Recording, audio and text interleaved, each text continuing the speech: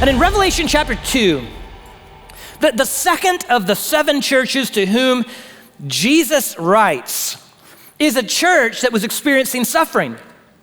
But it wasn't because the church at Smyrna had done anything wrong. In fact, of the 7 churches that are addressed in Revelation chapters 2 and 3, only 2 of the 7 require no correction whatsoever. 5 of the 7 churches, Jesus has good things to say about them. He commends them for certain things, but then he has some things that need to be critiqued, some things that were wrong with the church. Only 2 of the 7 require no correction. One is the church at Philadelphia, the other, the church at Smyrna.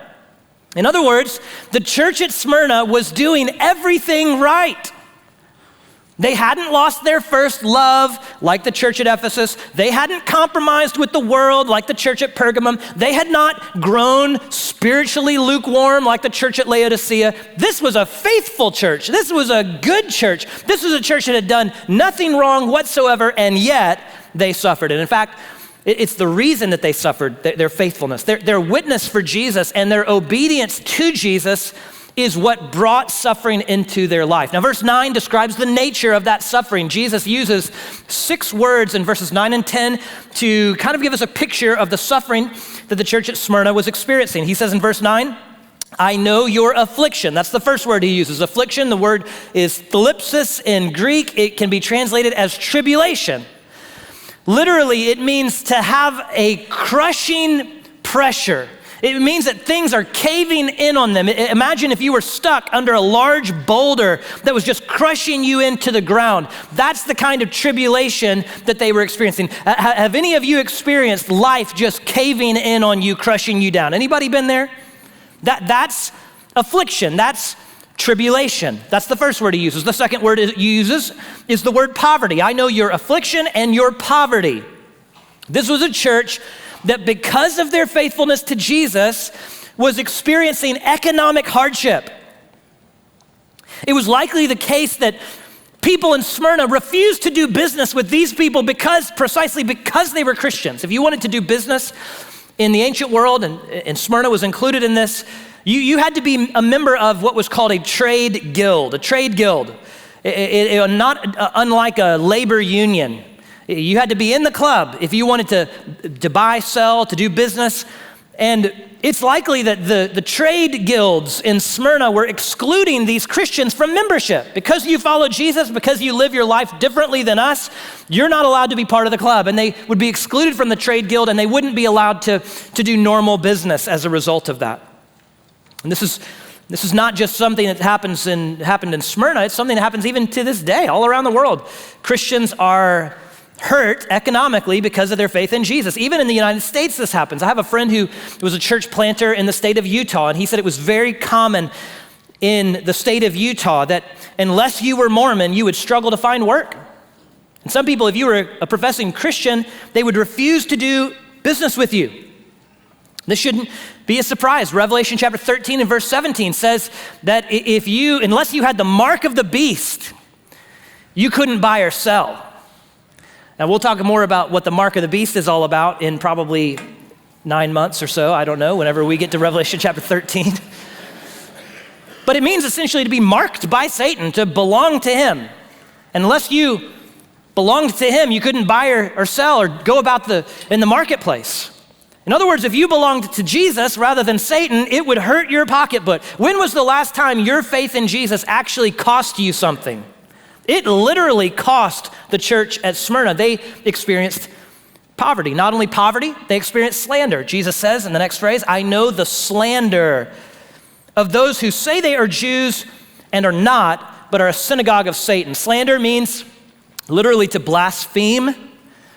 The church at Smyrna, the believers there in Smyrna were being blasphemed by a particular Jewish synagogue in the city of Smyrna. To be blasphemed means to be spoken against in a way that is not true. They were on the receiving end of false accusation. Now, what's going on here? What's being described? Well, likely what's happening is the synagogue there in Smyrna saw this emerging group of Christians, the church at Smyrna, and they viewed them as a threat. Or perhaps they viewed them as heretics because they believed that Jesus was the Messiah of Israel, the Son of God. And so they began to blaspheme these Christians, to slander them, to speak against them. Likely what that means is that the Jewish synagogue was ratting out these Christians to the Roman authorities, and they would tell the Romans about what these Christians were doing so that the Romans would come and put them in jail. Jesus says that they're claiming to be Jews, but by their actions, they are not Jews. They are not God's people. In fact, they are a synagogue of Satan. Not only were they experiencing slander, in verse 10, Jesus uses the word suffering. He says, don't be afraid of what you're about to suffer. So affliction, poverty, slander. Now he uses the word suffer. Suffer, it's the Greek word from which we get the idea of paschal suffering, the suffering that Jesus himself endured. In fact, it's the same exact Greek word that Jesus uses to describe his suffering in the Gospels. So think about it, the kind of suffering that Jesus himself went through in his death on the cross, that's the kind of suffering that the Christians in Smyrna were experiencing. Now, when that happens in our lives, when we experience that kind of satanic opposition, even to the point of suffering or persecution, what should we do about that? How should we respond in suffering? Well, Jesus actually gives some instruction to this church that's experiencing this suffering. He doesn't leave them in the dark. He gives them 2 commands in verse 10 about what to do as they suffer. He says, you're suffering now, but here's what I want you to do. Number 1, don't fear. And number 2, don't quit. That's the word of instruction that Jesus gives to the church in Smyrna, and I think it's a word of instruction for us. If we're going through something difficult in your life, maybe not like the church at Smyrna, but maybe some other kind of difficulty or suffering in your life, I think there's a word for you here today. Don't fear it and don't quit. Don't fear and don't quit. Look at what he says in verse 10. Don't be afraid of what you're about to suffer. That's the first thing. Don't be afraid. Don't fear. Jesus says, in suffering, even if it means imprisonment, even if it means death, there's nothing to fear here. Now, how can that be true? How can it be true that in the face of something as drastic as poverty or prison or even death, that we have no need to fear? How can that be true? Well, thank you for asking that question. The text gives us the answer. First of all, we don't have to fear suffering because Jesus is Lord over every moment. Amen. He is Lord over every moment. Look at what Jesus says. In verse 8, notice how Jesus introduces himself to this church. He takes up a title, a description from Revelation chapter 1, and he picks one particular one that he thinks the church at Smyrna, enduring suffering, needs to know about him. In other words, you're suffering, here's what you need to know about me. Thus says the first and the last. Let's just stop right there and think about it. Jesus says, Church of Smyrna, you're experiencing suffering. I want you to think about this. I am the first and the last. Now, that's not the first time this has been used to describe Jesus. In chapter 1, Jesus is called the Alpha and the Omega. That's another way of saying the same thing, the first and the last. Alpha is the first letter of the Greek alphabet. Omega, the last letter of the Greek alphabet. So Jesus, he could put it this way. I am the A and the Z. I am the beginning and the end. I am the first and the last. These are just different ways of saying the exact same thing. Jesus says, you don't need to fear in suffering because I am the first and I'm the last. What does that mean? It means that Jesus was Lord at the beginning, at the first. And Jesus will be Lord at the ending, at the last. And if Jesus is Lord at the beginning and Jesus is Lord at the ending, then that means that he is also Lord in the middle. That's right. So if Jesus is Lord at the first and Lord at the last, it means he's also Lord over every moment in between the first and the last. If Jesus was Lord in Genesis 1 and Jesus will be Lord in Revelation chapter 22, then that means that everything that happens between Genesis 1 and Revelation 22, Jesus is Lord over every moment in history. Think about that long arc of history, right, between the first and the last. Jesus is sovereign over every single moment of history, and here's what that means. It means that Jesus is also sovereign over every moment of my personal history. Jesus is Lord over every event that transpires in my life, including events that include suffering. When suffering comes into your life, Jesus has not abdicated his throne. Jesus is still on the throne when suffering enters your life. And guess what? It does not surprise him. Suffering always surprises me. I never am ready for it. Can I get a witness? I never expect it. It always catches me by surprise, and it is never on time. It's never when I would choose for it to be, right? But here's the comforting thought. It never catches Jesus by surprise. Your suffering has not caught him off guard. Listen, there might be a cancer diagnosis that enters into your life that throws your entire life up, turns it inside out. But Jesus wasn't surprised by that. He knew that that would come into your life at that particular moment. There's no crisis you face in your life that Jesus is like, I can't believe that just happened. Jesus knew it was going to happen. And there's something comforting and something that helps us not to be afraid to know that Jesus is Lord over every moment of my life, including the worst moments.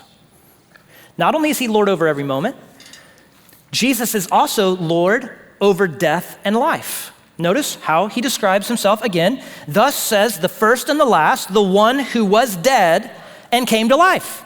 And Jesus is saying, Church at Smyrna, don't fear, don't be afraid. Why should you have no reason for fear? Well, first of all, I'm the Lord at the first and the Lord at the last, the Lord over every moment in between. Also, I am the one who was dead and kicked death in the teeth and came back to life. Why shouldn't you fear? Because you serve one who defeated death through resurrection. And if Jesus died and was buried and came back to life, then what in the world do you have to be afraid of death for? He's defeated the one thing that might cause you fear.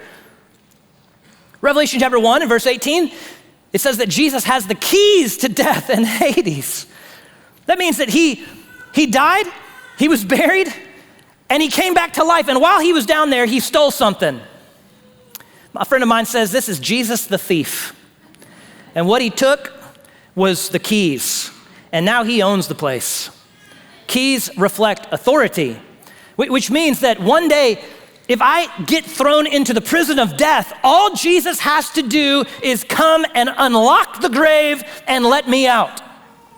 Which means I don't need to be afraid of death. Even if the worst thing that could happen to the church at Smyrna happened, they were thrown into prison and they were put to death, there is nothing that they could inflict on the Christians at Smyrna that Jesus could not undo. Put me to death, no problem. Jesus is gonna raise me back to life. That's what the Bible promises in 1 Thessalonians chapter 4. When Jesus comes back, the dead in Christ will rise, right? Because Jesus died and came back to life. One day, all who belong to him will come back to life as well, which means we can say with the Apostle Paul, to live is Christ, to die is gain, right? I mean, if you want to inflict suffering and I survive it and I live, well, guess what? To live is Christ. But if you inflict suffering even to the point of my death, death for a Christian is gain. There's no need to be afraid of death if Jesus is Lord over death and life. So he's Lord over every moment. He's Lord over death and life. He's also Lord over suffering. I want you to notice what happens in verse 10. Verse 10 shows us that even in suffering, Jesus is Lord over suffering. Verse 10 tells the church at Smyrna that it is the devil who's about to throw them into prison. But even though Satan is behind their suffering, Jesus gave their suffering a purpose. And the same thing is true for us today. If you experience suffering, Satan might be the cause of your suffering, but Jesus will use your suffering. What was the purpose that Jesus gave their suffering? Look at what it says. The devil is about to throw some of you into prison, let's say this part together, in order to test you. In other words, God can take what Satan meant for your harm and use it for your good, right? Satan was going to throw them into prison, and Jesus says, you know what? I'm going to use that experience, as terrible as it is, I'm going to actually use it as a way to test the strength of your faith, to improve and approve your faith. Jesus takes what Satan meant for harm, their suffering, and he uses it for his glory and for their good. And this shows us that even though Satan is the cause of our suffering, even this is not beyond the scope of God's sovereignty. It teaches us that even though God is not the cause of our suffering, he uses our suffering and he wastes nothing in our life. That should be an encouragement to you. Jesus wastes nothing. He wastes no harm, no pain, no suffering that you experience that Satan intended for your harm. Jesus can use it for his glory and for your good. This is what Elizabeth Elliot said. After losing her husband in such a tragic way, she says, nothing that comes to me is devoid of divine purposes. What a statement of faith. Nothing that comes to me is devoid of divine purposes. You see what she's saying? She's saying all the suffering I've experienced in my life. And by the way, she got remarried. She lost her second husband. She says everything that comes to me has a divine purpose. God is using it in some way. God used the death of her husband, Jim, to bring an entire tribe in Ecuador to faith in Christ. The two men who put her husband, Jim, to death trusted Jesus. And God totally transformed an entire village. And Elizabeth could look at that and say, God even used something that was meant for my harm for his glory. Nothing that comes to me is devoid of divine purposes. This is what 1 Peter chapter 1, verses 6 and 7 says. You rejoice in this, even though now, for a short time, if necessary, you suffer grief and various trials. Why? So that the proven character of your faith, more valuable than gold, which though perishable is refined by fire, may result in praise and glory and honor at the revelation of Jesus Christ. Peter there is saying the same thing that Jesus is saying.